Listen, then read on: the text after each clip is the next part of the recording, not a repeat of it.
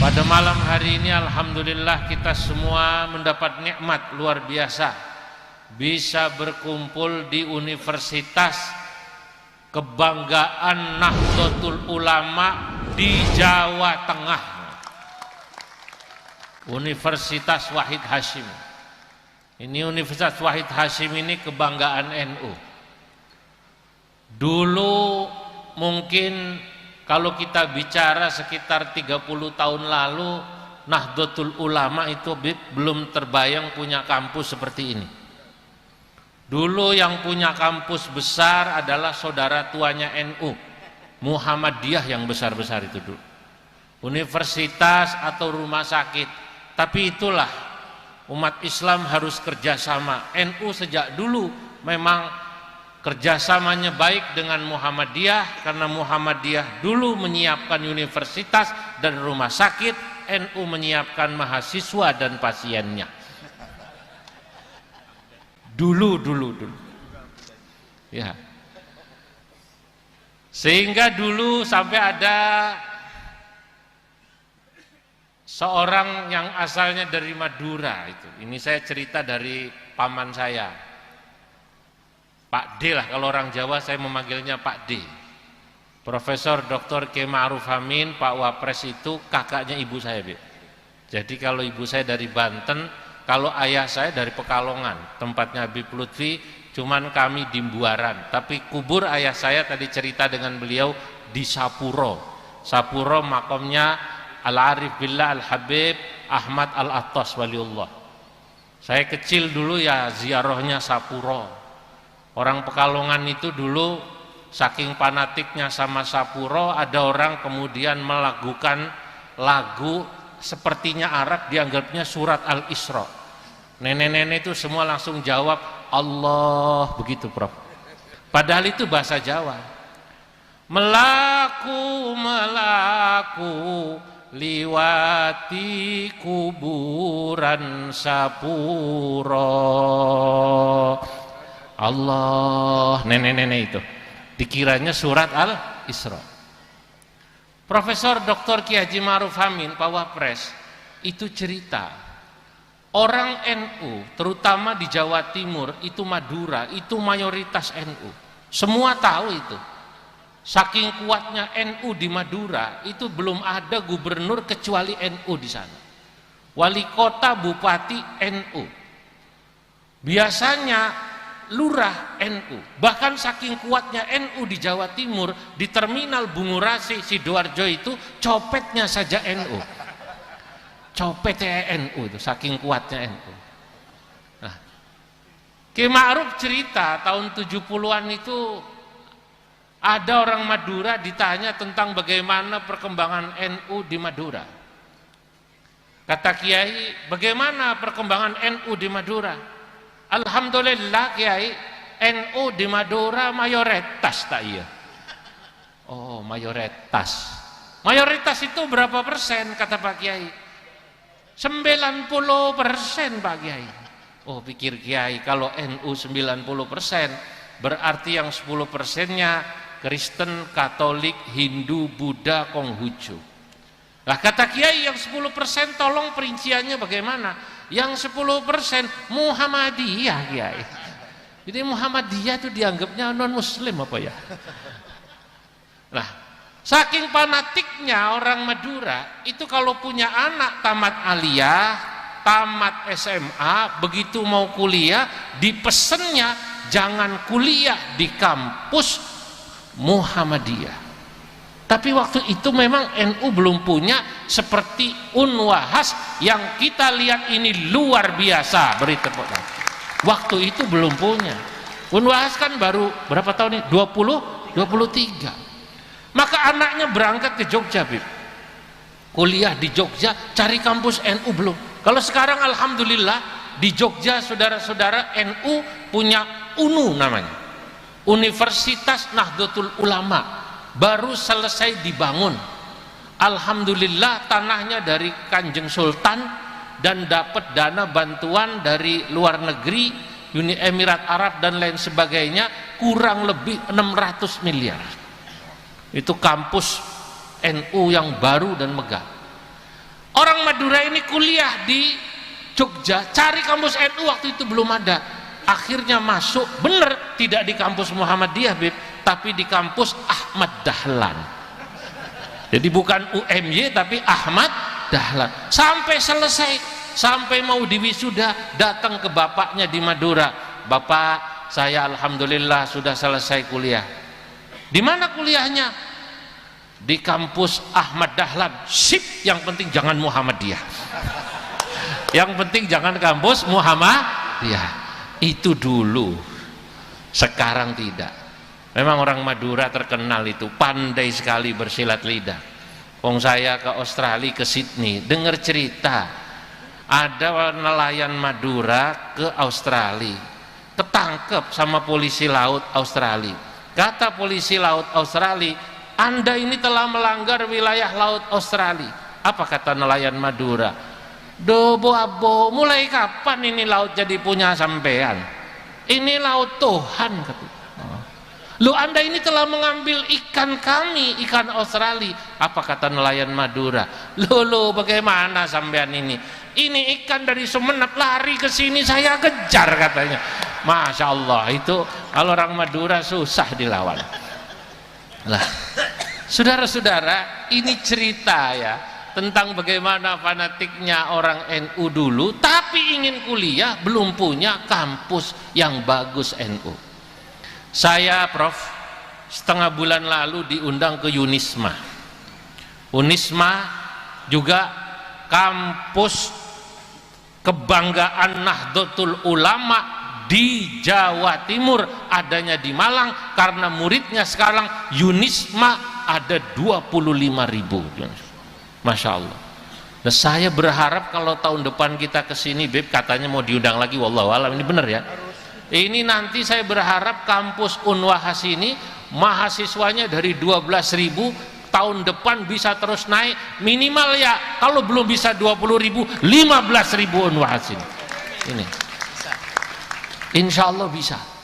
Nah, saudara-saudara, sekarang alhamdulillah sesudah 30 tahun, seiring perubahan situasi dan kondisi, memang pada zaman dulu kesempatan untuk NU agak sulit, sekarang tadi sudah luar biasa. Saya tadi cerita UNU Jogja dapat bantuan dari luar negeri totalnya 600 miliar. Sekarang kampus-kampus NU berbenah, rumah-rumah sakit NU berbenah. Kalau dulu ada orang guyon, apa bedanya NU dan Muhammadiyah? Katanya ada yang bilang, oh NU itu katanya gampang kumpul, susah baris. Kalau Muhammadiyah susah kumpul, gampang baris. Apa maksudnya? Muhammadiyah dulu terkenal orangnya walaupun tidak sebanyak NU. Ini kan kalau yang hadir ini dari wajahnya kelihatan insya Allah NU semua, amin. Yang senang selawatan itu, yang senang habaib itu semuanya NU kok. Yang mau cium tangan sama habaib, yang senang selawatan model sampean, insya Allah saya sudah keliling, itu mayoritas NU. Nah, NU bedanya katanya dulu gampang kumpul, susah baris. Maksudnya apa? Manajemennya, administrasinya belum rapi. Muhammadiyah katanya susah kumpul, gampang baris. Orangnya tidak sebanyak NU, tapi manajemennya rapi dan kemudian administrasinya rapi.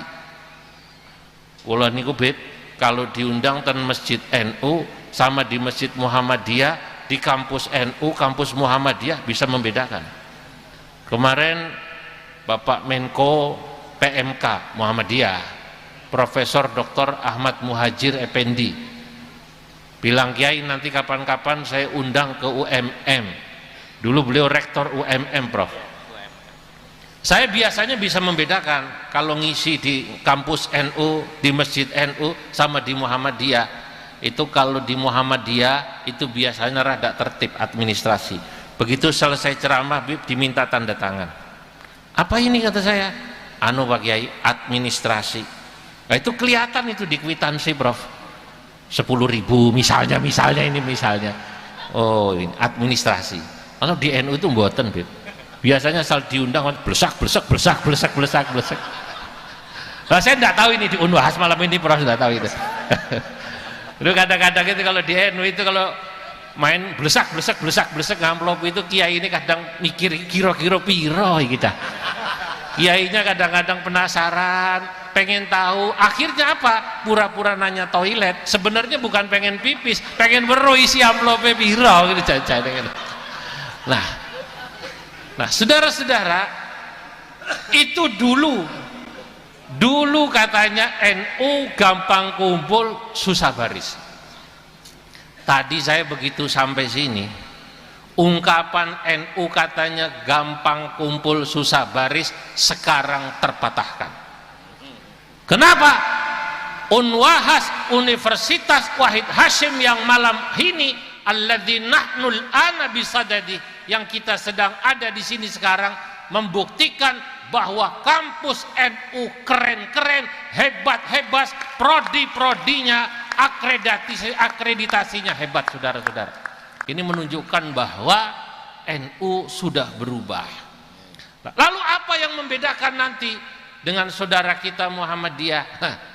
Kalau sekarang administrasi manajemen di NU sudah bagus seperti di Unwas ini, yang ternyata yang membedakan tetap satu. Salah satunya apa? Di NU sanad keilmuan faham ahlus sunnah wal jamaah insya Allah tetap dijaga, termasuk di kampus Unwahas ini. Insya Allah sanad keilmuan aswaja, pelajaran ahlus sunnah wal jamaah, saya yakin di sini menjadi pelajaran wajib, betul Prof ya?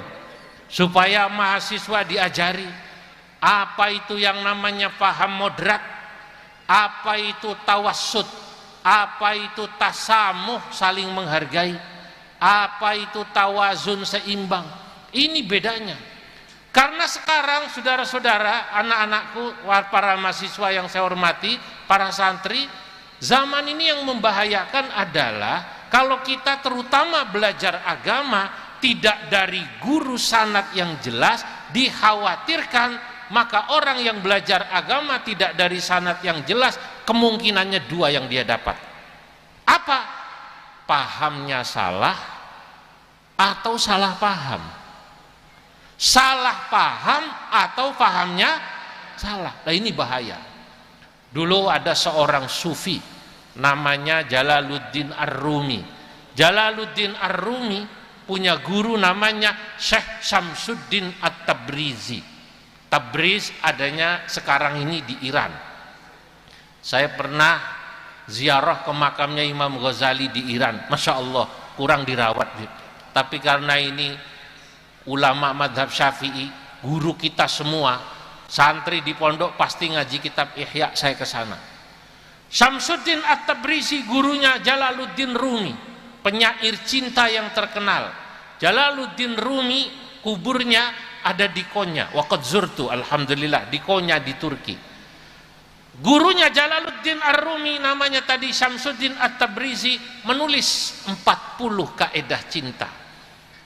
Namanya 40 kaedah cinta, bahasa Arabnya Qawaidul Ishqil Arbaun. Dalam Qawaidul Ishqil Arbaun 40 kaedah cinta, Syamsuddin At-Tabrizi mengatakan, apa kata beliau? Mu'dhamu masyakilil alami min akhta'in lughawiyat. Kenapa timbul kemuskilan di dunia ini?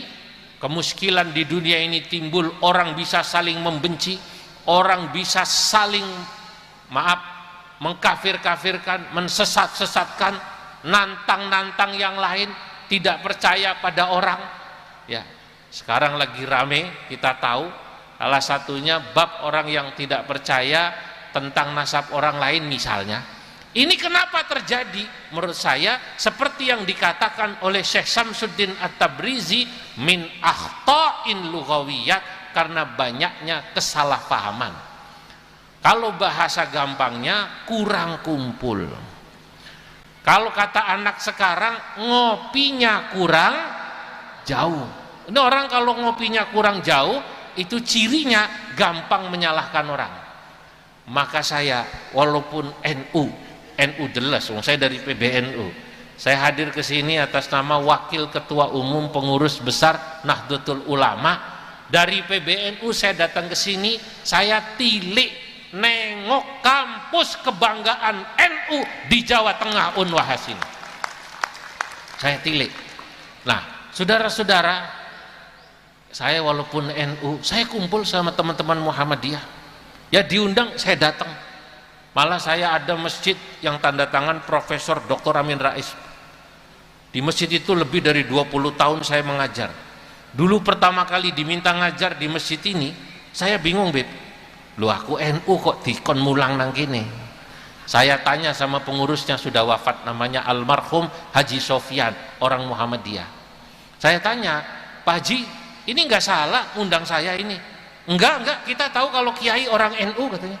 Tahu dari mana saya NU? Ah, kelihatan dari sarungnya katanya.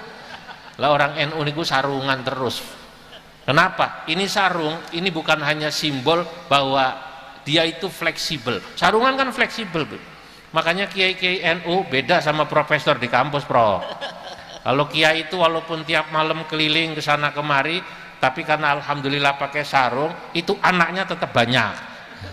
Kenapa? Karena fleksibel, praktis gitu loh. Nah, tapi saya tanya pada beliau, Pak Haji Sofyan, enggak, saya mau tanya serius Pak Haji. Sampean ini tahu masjid Muhammadiyah, jamaahnya banyak Muhammadiyah, kok ngundang saya orang NU kemari? Apa jawabnya? Di luar dugaan saya jawabnya. Dia menjawab begini Kiai, ini memang masjid Muhammadiyah. Kenapa kita ngundang panjenengan orang NU padahal jamaah di sini mayoritas Muhammadiyah? Ya ada jamaah NU, tapi kita ngundang panjenengan orang NU supaya apa? Supaya orang Muhammadiyah tahu cara berfikirnya orang NU, tahu manhajul fikrinya orang NU, tahu dalil-dalil amalan yang dilakukan orang NU. Kalau orang Muhammadiyah ngajinya sama orang Muhammadiyah saja, maka nanti dianggapnya NU sesat, ziarah kubur sesat, selawatan model ngene iki model zahir mania, kalau orang yang nggak ngerti dalilnya dianggap ya sesat, dosa dan lain sebagainya. Karena sholat katanya dianggap cuma satu modelnya, lafadznya cuma satu, Allahumma sholli ala Muhammad wa ala ali Muhammad. Sholawat yang model-model kayak tadi itu nggak boleh. Lah kiai diundang ke sini, tolong jelaskan dalilnya orang NU tentang amalan-amalan orang NU. Wah, saya tertantang, saya datang, tak jelasno dari mulai tawassul, dari mulai ziarah kubur-kubur soleh. Saya katakan termasuk sholawat iki sing kalau di Indonesia lagunya kan macam-macam nggih. Ada yang lagu Jawa kayak tadi, anak soleh ono papat iku cirine, dan yang lain-lain. Saya katakan sholawat itu Pak, perintahnya kalau nanti orang ngaji usul fikih sifatnya umum, mutlak. Innallaha wa malaikatahu yusalluna 'alan nabi ya ayyuhalladzina amanu sallu 'alaihi wa sallimu taslima.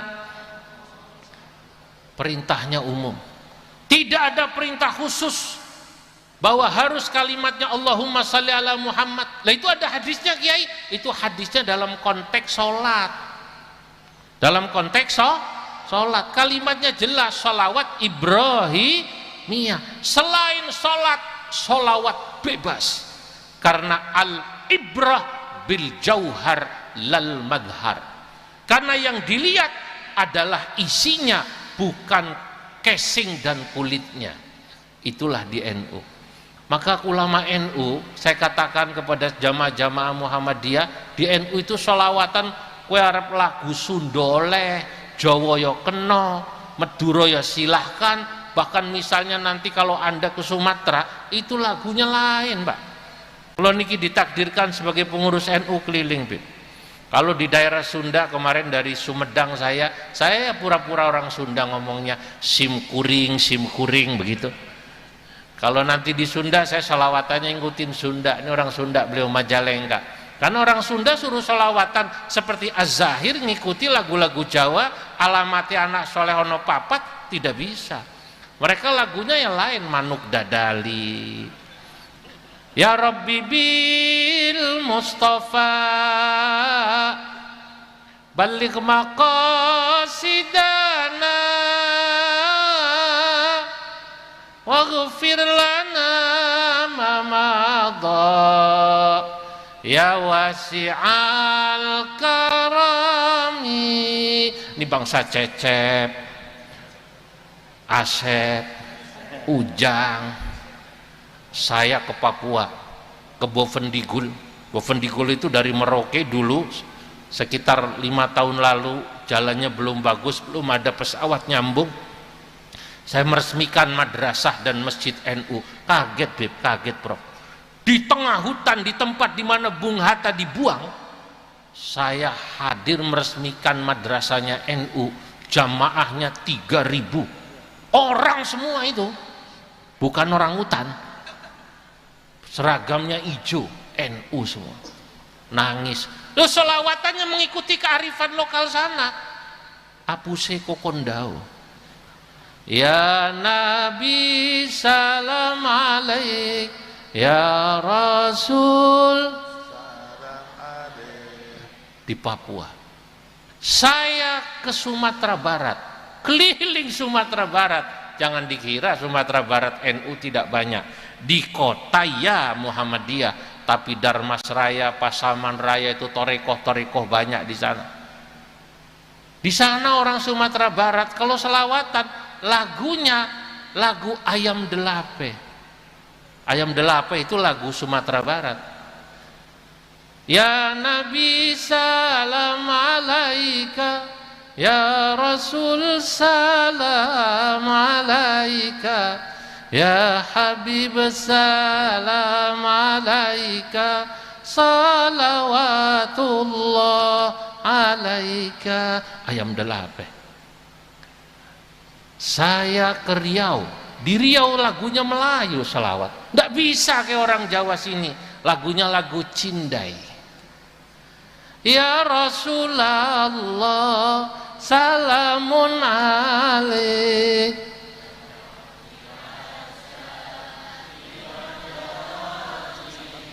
atfatayaji ya uhailal judi wal karam. Top Zahir Mania top. 2015 saya ke Cina Bib. Di Cina saya punya teman namanya sama seperti Jaddukum, namanya Dr. Abu Bakar, asli Cina dari suku Hui, asli Cina ya. Ini khirij min Jami'ah Islamiyah Islamabad Pakistan. Dia S1 S2 nya dari Islamabad Pakistan, jurusan syariah, jurusan syai'ul lillahi lahumul fatihah. Syariah kan begitu Prof ya. Nah tapi hebat ini teman saya ini Dr. Abu Bakar ini, walaupun dia jurusan syariah, S3 nya dia ke Amerika ambil bisnis. Saya diajak melihat pondoknya, namanya Raudhah Yasin di Cina, namanya di daerah Ningxia. Kalau Anda googling di Google itu nanti ada The Little Mecca of China atau Surah Musagharah min Makkah, miniatur kota Mekah ada di Cina, itu namanya Ningxia. Kaget saya. Nama jalannya itu 3 tulisannya, tulisan Cina, tulisan Arab, tulisan Latin. Ajib. 98% di kota itu Muslim, wali kotanya Muslim walaupun ketua partai komunis. Kenapa ya? Karena partai di Cina cuma 1. Hebat santrinya. Nah, yang saya heran di Cina itu, Masya Allah, ternyata apa yang dipegang oleh kaedah NU, al-ibrah bil jauhar la bil madhar, yang dilihat itu isi bukan casing, di sana saya temukan. Di Cina saya sholat Jumat di masjid Qinghai. Di Qinghai itu Masya Allah yang sholat Jumat mungkin lebih banyak dari Az-Zahirin, karena sholat Jumat di sana dibanding jamaah ini kelihatannya lebih banyak, difokuskan satu kota. Satu kota itu sholat Jumat jadi satu, tumplek blek apa namanya, tumplek-blek. Masjid-masjid kampung tidak bikin sholat Jumat. Disitulah terlihat kehebatannya umat Islam. Sama seperti malam hari ini, kita lihat Unwahas dipenuhi zahir mania. Malam ini kita melihat bagaimana hebatnya umat Islam di Semarang, terutama para remajanya yang cinta salawat dan cinta para ulama. Begitu sholat Jumat, saya kagum. Saya tanya sama teman saya itu, Dr. Abu Bakar, men, kata saya, men, kam ya'ni adadul musallin hadzal yaum. Ini yang sholat berapa jumlahnya ini? Kok banyak sekali? Dia bilang, ya'ni takriban mi'atu alf, kurang lebih 100.000. Masya Allah, mi'atu alf, ayo. Ini belum seberapa, kata dia. Lau zurta Xi'an, kalau anda ke kota Xi'an, di Cina ada namanya kota Xi'an, ada filmnya Jet Li itu, Jet Li, terakota itu loh. La wajadtal musallin hinaka akthar min hadzal masjid, kau pasti akan menemukan yang sholat di Xi'an lebih banyak dari sini, mungkin 2 kalinya. Karena memang di sini sholat Jumat dipusatkan di masjid alun-alun. Nah, begitu adzan, saya kaget. Adzan di Cina lagunya lagu Mandarin, lagunya lagu Mandarin. Hayya 'alas salah, hayya 'alas salah, hayya 'alal falah, hayya 'alal falah. Allahu akbar, Allahu akbar, la ilaha illallah. Jareku ajib ya. Adzannya kok ajib, kata saya. Di samping saya Al-Maghfurlah Kiai Haji Saifuddin Namsir, Rais Suriah PBNU, sudah wafat. Beliau sampai nangis. Kulo batin, Bib. Saya batin, Bib. Ini pasti orang Cina kalau diajak asyrokolan sama Bibidin pasti lagunya lagu Jet Li. Begitu diajak asyrokol sama Bibidin, begitu asyrokol lagunya lain, tidak seperti yang normal. Ya Nabi salam alaika, di Cina lain. Lagunya apa? Lagu Jet Li. Ya Nabi salam alaik, plung plung plung. Ya Rasul salam, plung plung plung. Lah kalau di NU ditanya Kiai NU, nek ono selawatan model ngaton niku, kalau seperti itu bagaimana? Ndak masalah, karena yang dilihat al-ibrah bil jauhar lal madhar. Kalau dia keliling, nanti akan lebih banyak Anda temukan selawat dengan lagu yang aneh-aneh. Kalau punten Afghanistan, saya sudah ke Pakistan, saya ke Azerbaijan. Kalau Anda nanti ke Afghanistan, Pakistan, India, selawatan itu lagunya ya mirip-mirip kucu-kucu hota itu, mirip-mirip gitu. Ya Rasulullah salamun alaik, ya Rafi'asya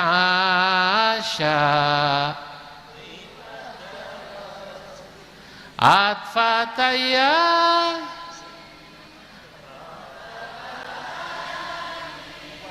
ya uhailal.